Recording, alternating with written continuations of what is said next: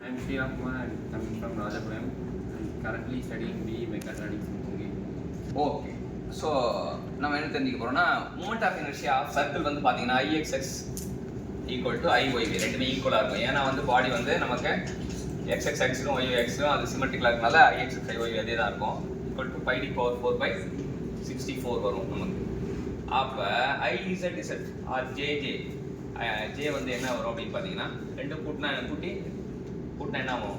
By D power 4/32 வரும். Pi D power 64 plus pi D power 64னா 2 pi D power 4/64 2 அடிச்சோன்னா 32 வந்துடும். சரியா? So polar first moment of inertia circle என்ன சொல்கிறோம்? ஐஎக்ஸ்எஸ் ஐஒய் ஈக்குவல் டு இதான் மூமெண்ட் ஆஃப் இனர்ஷியா சர்க்கிள் என்ன சொல்கிறோம்? Pi D power 4/64. அப்போ போலார் மூமெண்ட் ஆஃப் இனர்ஷியா வந்து பை டி பவர் 4/32 அப்படின்னு தெரிஞ்சுக்கணும். இது சர்க்கிள். சரியா? இது சர்க்கிள் இல்லாம ஸ்கொயரா இருந்தா என்ன வரும்? ஸ்கொயரா இருந்தா ஸ்கொயர் தெரியுமா? Square cross section.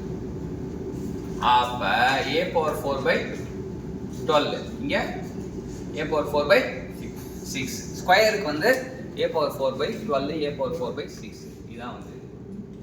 சரியா? இப்போ ரெக்டாங்கிளுக்கு என்ன வரும்? ரெக்டாங்கிளுக்கு என்ன வரும் அப்படின்னு பார்த்தீங்கன்னா ரெக்டாங்கிளுக்கு ஐஎக்ஸ்எக்ஸ் ஐஒய்வி ரெண்டு வேறவா இருக்கும்.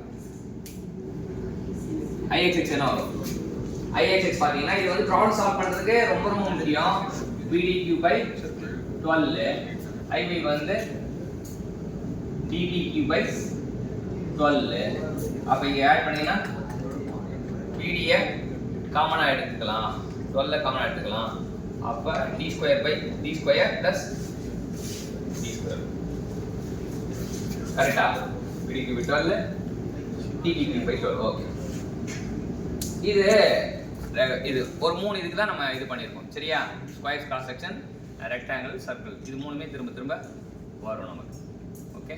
இப்போ இந்த moment of inertia polar moment of inertia 3 different cross செக்ஷனுக்கு கற்றுக் கொடுத்த ஸ்ரீராமுக்கு